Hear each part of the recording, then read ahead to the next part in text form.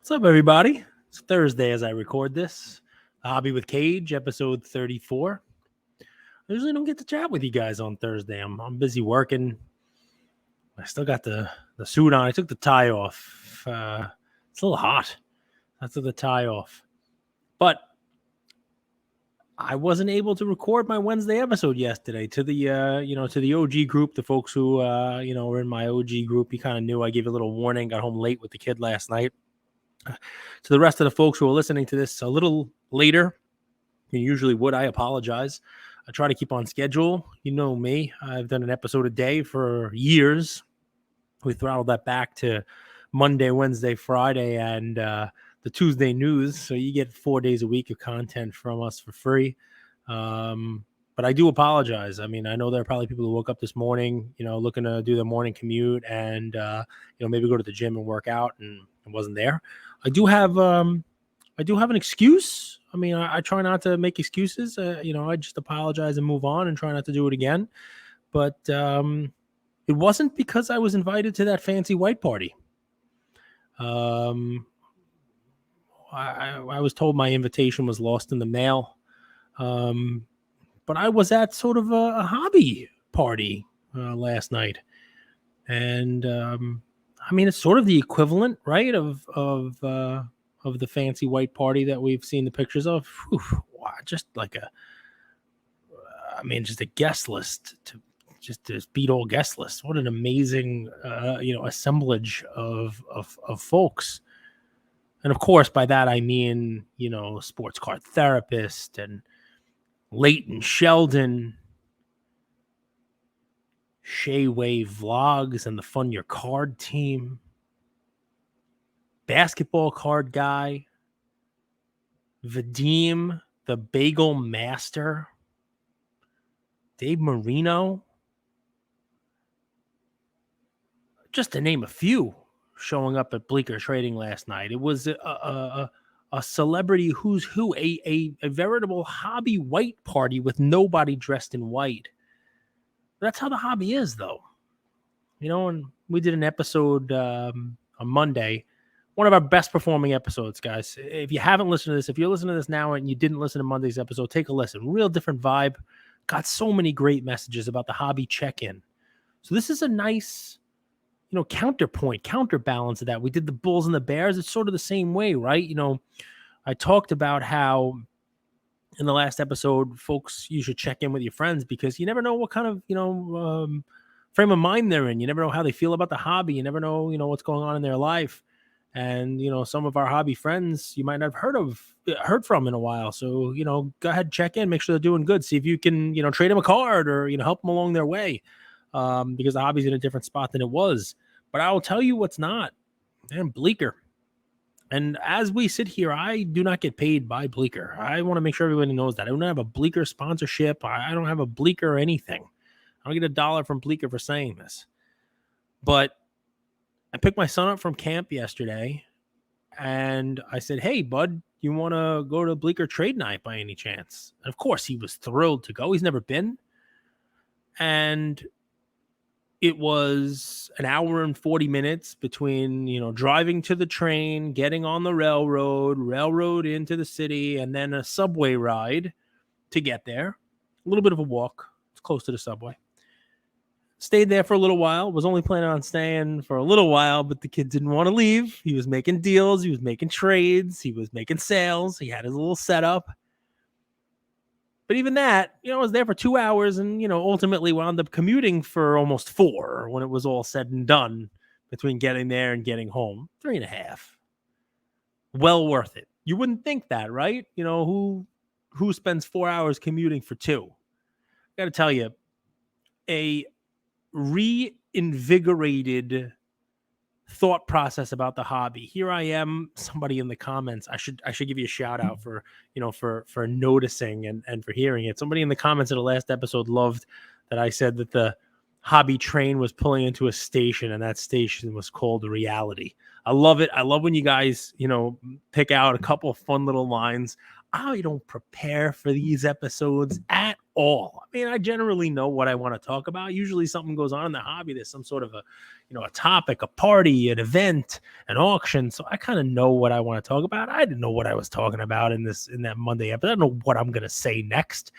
So it's fun when you guys hit on a line. The next station is reality. Well, I guess the station after that should be Christopher Street and Sheridan Square on the red train on the one line. It's Bleecker Trading, because you walk in. First of all, let me tell you how I walked in. I walked in with my son, and just right off the bat, I'm holding the door for Jason Biggs. Jim from American Pie. Just throw that one out there. I didn't fanboy him. I just held the door. He said, "Thanks for holding the door, man." He was there with his kids. He lives nearby. He was buying cards, buying wax, checking out the store. Pretty cool. My son, he's more of a Project X fan. I don't know if he's seen the American Pie stuff with me yet. He likes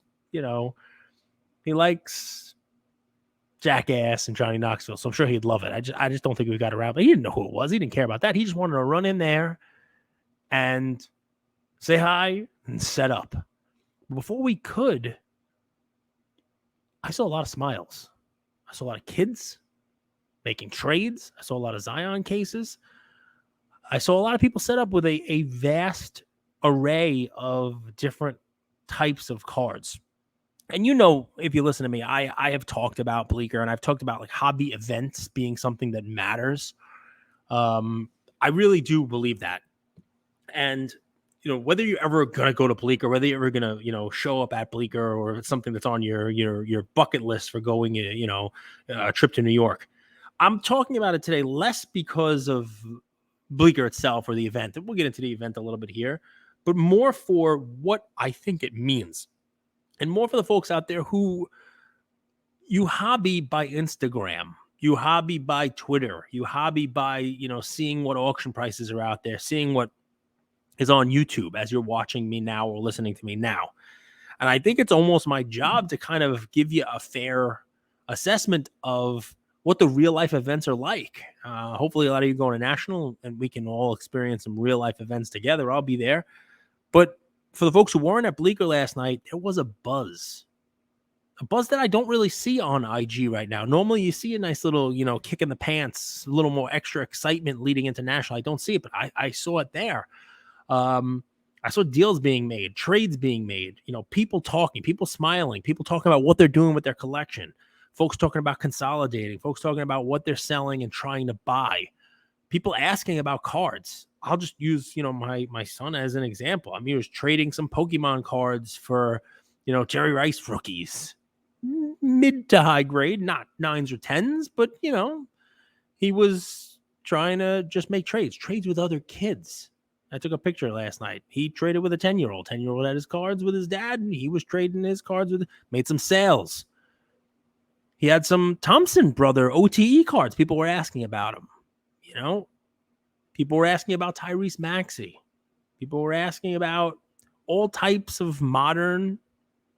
People were asking about vintage. People were talking about the national. People talking about what is coming down the bike in the hobby. And what it leads me to the conclusion is these are all people who are not leaving. These are all people who are not, disappearing. These are all people who are excited about the prospects of the hobby. These are all people who are excited about, what is going to happen in the hobby. You see fanatics, on the window. You see the new products coming out. You people talking about it. And I think it's important for me to tell you guys about a live event like that where folks are sharing business ideas. Shea Way is out there, talking about funding cards, talking about the auctions that are ending, talking about, hey, you got a big card. All right, let's figure it out. You got Leighton Sheldon talking about his trip to, to Nashville, Tennessee to pick up cards and talking about vintage and how that it's an important thing for even youngsters to hear, even my son to overhear the conversation, but you hear somebody who's been doing this for a while and will continue to do it because cards have been here for a while. It's not just this new shiny thing. And I think it's important to have those type of events. And Bleecker doesn't charge for it. These trade events right now, they're a free event. And they lose money. They There were a mountain of pizza when I walked in. I didn't even have a slice last night. I'll be honest. I didn't have. My son had a slice. I got a picture of him. It was a good slice. He had a slice. I had a few drinks. They had a Diet Coke hidden in the back of the Bleecker fridge for me, so that was nice. Thank you to the whole Bleecker crew. Breaks with Jess, Jacob, Mark.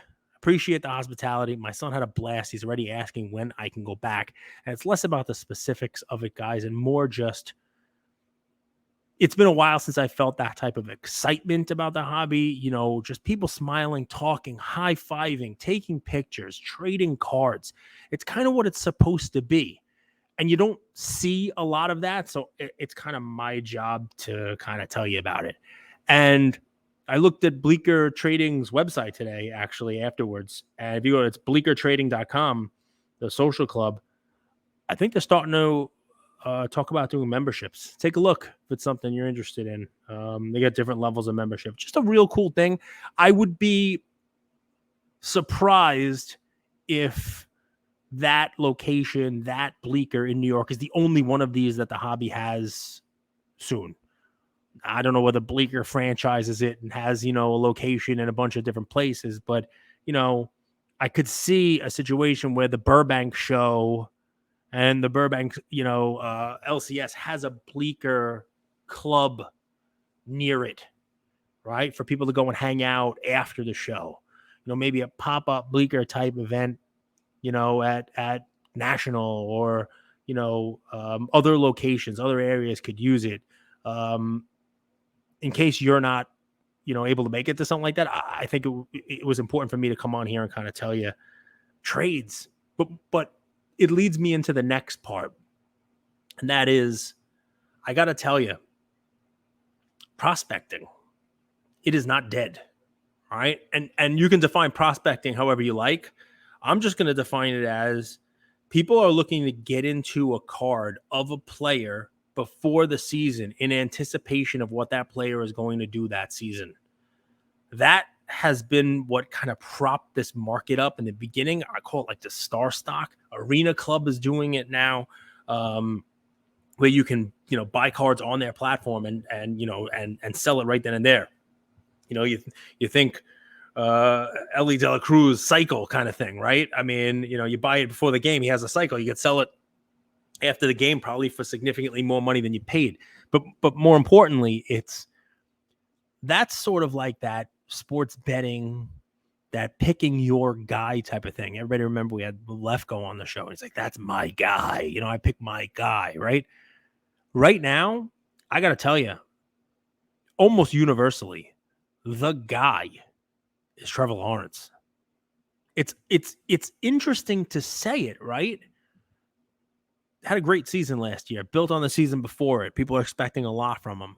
But let me tell you, a lot of Trevor Lawrence cards there. A lot of people asking if you have any Trevor Lawrence. A lot of people looking to get into Trevor Lawrence now in anticipation of him having a big season, probably winning the division. I think they're the favorites to do that. And, building on the momentum of last season. It's interesting to watch, right? Because there are a lot of quarterbacks, and we've talked about this in the AFC, and I don't want to rehash it. I don't want to make this a long, hey, be careful in the episode, but Patty Mahomes is still there. He's still the defending champ when nobody thought he could do it again. And, that team is still a juggernaut. And, folks do like Herbert still. Folks do like Joe Burrow still. A lot of people looking for Joe Burrow last night. Not as much as Trevor Lawrence, but a lot of people looking for Joe Burrow last night. Lamar Jackson with a big contract and some weapons, right? I mean, Russell Wilson, a year removed from a big injury. People looking for big things out of him. I'm just going with the AFC. You got Aaron Rodgers now in the AFC. You got Tua and that Miami team with those weapons down there. It's interesting to watch because it's not where I would put my money. But those were the folks having fun. People would, look at that Trevor Lawrence. Look at this. Look at the gold kaboom Trevor Lawrence. Look at that RPA. What do you got? You got this. You got some Prism, got some, you name it. It was interesting to watch because it kind of renewed my faith in the two sides of the coin of the hobby, right? And it was all on display there last night. Sports card therapists, Leighton Sheldon, myself, sitting there with tobacco cards and, Babe Ruth cards, Lou Gehrig cards, sitting there with 90s basketball cards. I brought my Shaq PMG, and that's fine. It's not going anywhere. The guys I just named, they're not going anywhere. You got different ways of collecting, though. You got folks who want to buy new stuff, that ultra modern, those national treasures, Trevor Lawrence, as a way to bet on Trevor Lawrence now. I don't know whether or not those folks are buying a Trevor Lawrence national treasures, an RPA, thinking I'm going to sock that one away in my PC and leave it in there for the next decade, like folks might be doing with a tobacco card from 1909. A little different, but neither is wrong. And both were on display last night. And even throw a third wrinkle in there when you have, Shea Way with his entire showcase of soccer one-of-ones. And he looks thrilled, collecting his way, enjoying the hobby in a way that he wasn't doing it previously and is doing it now, and looks like he's having more fun. Now, the basketball card guy there, in his showcase, there's a card of him. I mean, talk about the ego there, basketball card guy. You got your own card in your case. Just messing with you. But he's got his own basketball cards. I saw some real cool cards. Penny Hardaway cards, Tracy McGrady cards last night. And everybody walking around with a box, with a bag of, hey, will you take a look at this? Will you take a look at that? Not every deal gets made. I had a couple people looking at one of my 33 Gehrigs. And it's a nice card. It's a 5. It's not the best 5 in the world. Definitely not the worst 5 in the world. Trying to make a deal for that it's hard. 52 Mays, a couple cards here and there, a little bit of cash. Got close a couple times, but never actually got fully all the way there. But it's fun to watch that as opposed to, my son trading away, somebody offered him a Jordan Love card. And he's like, I don't know. And we had a conversation about Jordan Love. And, he's like, he's going to start for Green Bay. And I'm like, so what? Like, who's he throwing it to? And, what have you seen him do? But people are still trading. People asking for Tyrese Maxey. People, like I said, asking for, he has a couple cards of the Thompson twins. He actually sold an F1 card. People love F1. There were some F1 fans there. People were talking F1. So, I mean, I don't want to make it a whole bleaker episode. I wanted to try to pivot into that there's, lots of different ways to collect. It was on full display there at Bleaker last night. I will say a couple more things. If you have the ability to get into Bleaker, check it out. It's pretty awesome. Guys, some cool content being put out there, different sides of the equation on it, right? I like Card Collector 2's videos. About rebuilding his store. It's interesting, right? Good production value, better than me sitting in front of my fireplace here. But really what it leans towards is it's talking about sort of building the hobby store of the future and kind of getting it ready for what folks think the hobby stores are going to be with the new businesses coming in and the new money coming in. It's interesting to watch and sort of try to read between the lines of what he's trying to get ahead of with what he's building. Fun to watch, just different hobby content if you're looking for something out there. My man DPZ is still doing his, multiple shows. Take a look at his stuff out there. You want to laugh. The Two Thick guys are doing their fun stuff. Give them a listen. Courtney and Jeremy and Manny. And you got my double coverage guys down under, which they don't get half the love they deserve. It's just a different way of collecting, right? And that's sort of tying it all back in. You want to, here in the States, you might not want to talk as much about racing or, Australian rules football. But trust me, those guys know basketball too. Know a little baseball, know some fun stuff. I love pointing that out because the folks are still here, right? And if you're listening to this or watching this, you're still here also. And I hope, kind of piggybacking on my episode from Monday, and if you don't listen to it, please do and leave me a comment, tell me what you think. It was almost sobering, right? my wife listened to it and she's like, "Oh my God, this was like, I want to commit suicide." I'm like, "Geez, that's terrible." She, of course, was joking, but it was a more serious tone to it. And I felt almost, especially with the, spending some time with my son, with friends, with hobby friends, with people I didn't know and got to meet last night, exchange messages with today on Instagram. It's clear that the hobby is still in a good place. Sometimes we lose sight of that, when content online is all we see and all we're exposed to, and it's not as positive, and it's sell, sell, sell, sell, sell. So it was nice to see last night. Sort of, it reaffirmed my confidence in the space, and I'm really looking forward to meeting more people, chatting with more people at the National in less than 3 weeks now. I'm very excited about it. I'll leave you with a couple things here, guys. Number one, I don't know what the hell Threads is. I have no idea what that is. I guess it's sort of like a Twitter or something. I don't know. But if that's something you guys want me to be on, leave a comment. Say, "Hey, Cage, get your old fat ass on Threads. Figure it out and let's do it." Yeah. So if anybody wants to walk me through what the hell Threads is, sure, send me a DM, Cage Lawyer, on Instagram, and tell me what I should be doing. I see it all over the place today. I don't know what the hell that is.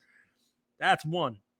Two, if you go to National, please drop me a line. Let's meet up. Let's smoke a cigar. Let's chat. Let's BS about cards.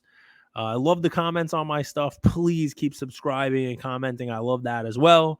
And I guess the last one, I'll be on Drip tomorrow, 6 p.m., doing a live Coffee with Cage question and answer. I would love it if you guys, ask some questions. Send some questions. If you're listening to this, send me a DM, send me a message and say, "Hey, maybe address this. I got a question for you. Here's some cards I'm looking at, or what do you think about these?" Go ahead and DM me, and I'll post something on my story also asking for questions. But if you're hearing this, you're the person who I want to answer the question for, because you're supporting me, you're listening to the show, you're liking this, you're subscribing, you're putting it in your stories on IG so that I can repost it, and I love you for it. Guys, the hobby doesn't need a white party. We have our own parties. Like the party I got to go to at Bleecker the other night. It was a lot of fun. I enjoyed it. I hope to see you guys at one soon, and if not that one, some other party in the future. Talk to you soon, guys. Take care.